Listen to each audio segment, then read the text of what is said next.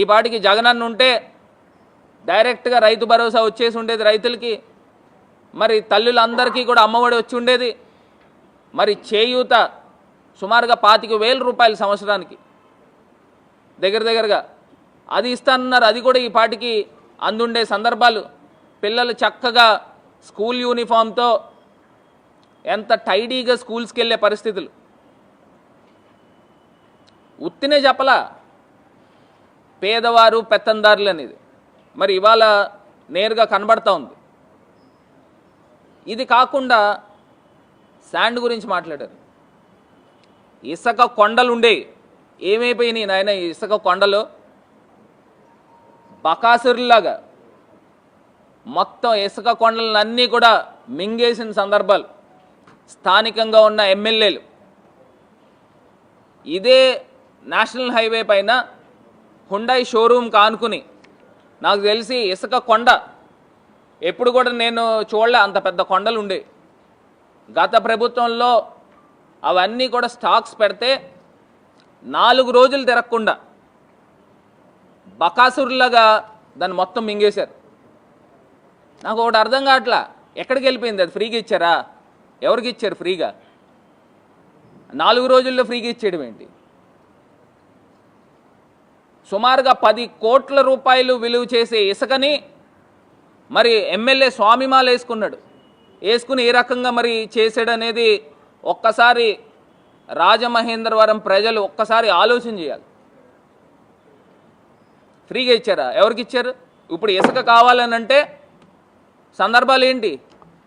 ఇసుక కావాలనంటే ఎవరికైనా వస్తుందా? నిజంగా ఆ స్టాక్స్ ఉంటే ఈ వరదల టైంలో ఆ స్టాక్స్ అన్నీ కూడా ఉపయోగపడి ఏం చేశారు? 4 రోజుల్లో మింగేశారు. ఇదేనా మీ కొత్త ప్రభుత్వం యొక్క పరిపాలన?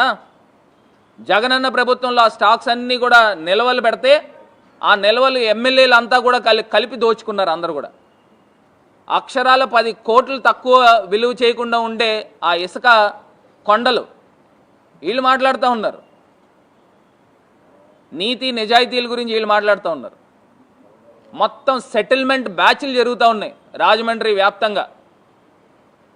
అసలు ఎప్పుడైనా మనం చూసామా?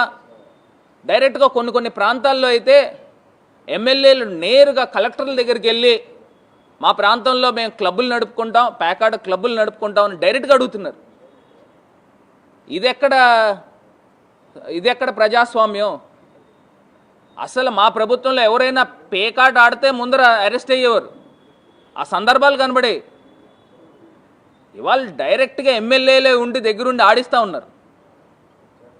అసలు క్వారీ ప్రాంతంలో, ఆనంద్ నగర్ ప్రాంతంలో రాత్రి తెల్లవార్లు పేకాట క్లబ్బులు జరుగుతూనే ఉన్నాయి.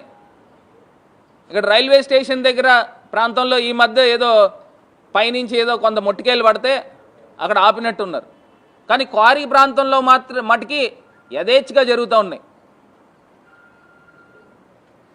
ఇదంట మరి గాలి వార్తలు కాదు, వాస్తవాలు నేను చెప్తా ఉన్నా. ఇందులో ఎమ్మెల్యే వాటా ఎంత అని అడుగుతా ఉన్నా. ఈ పేకాట క్లబ్బుల్లో ఎమ్మెల్యే వాటా ఎంత? ఆనంద్ నగర్లో క్వారీ ప్రాంతంలో 3-4 చోట్ల ప్రాంతాల్లో 100 మందితో పేకాట క్లబ్బులు జరుగుతూ ఉన్నాయి. అసలు మా ప్రభుత్వంలో ఎక్కడైనా ఉక్కుపాదంతో తొక్కాం, ఎక్కడైనా పేకాట క్లబ్బులు జరుగుతూ ఉంటాయి. వీళ్ళే ఎమ్మెల్యేలు డైరెక్ట్గా అధికారుల దగ్గరికి వెళ్తున్నారు, ఎస్పీల దగ్గరికి వెళ్తున్నారు, పోలీసుల దగ్గరికి వెళ్తున్నారు. కొంచెం సైలెంట్గా ఆడించుకుంటామండి. అసలు ఏంటిది? ఎక్కడికి వెళ్ళిపోతూ ఉన్నాము? మళ్ళీ ఇసుక దగ్గరికి వచ్చేసరికి బ్లాక్ మార్కెట్ ఏ రకంగా జరుగుతుందనంటే ఆధార్ కార్డులు పెట్టుకోవడం, ఆధార్ కార్డులు వాళ్ళ తాలూకా వాళ్ళని పెట్టుకోవడం, ఇసుక తీసుకోవడం. పాపం లైన్లో నుంచున్న లారీలకి అవన్నీ కూడా పక్కకి వెళ్ళిపోవాలి. ముందర వీళ్ళ తాలూకా వాళ్ళకి బ్లాక్ మార్కెట్.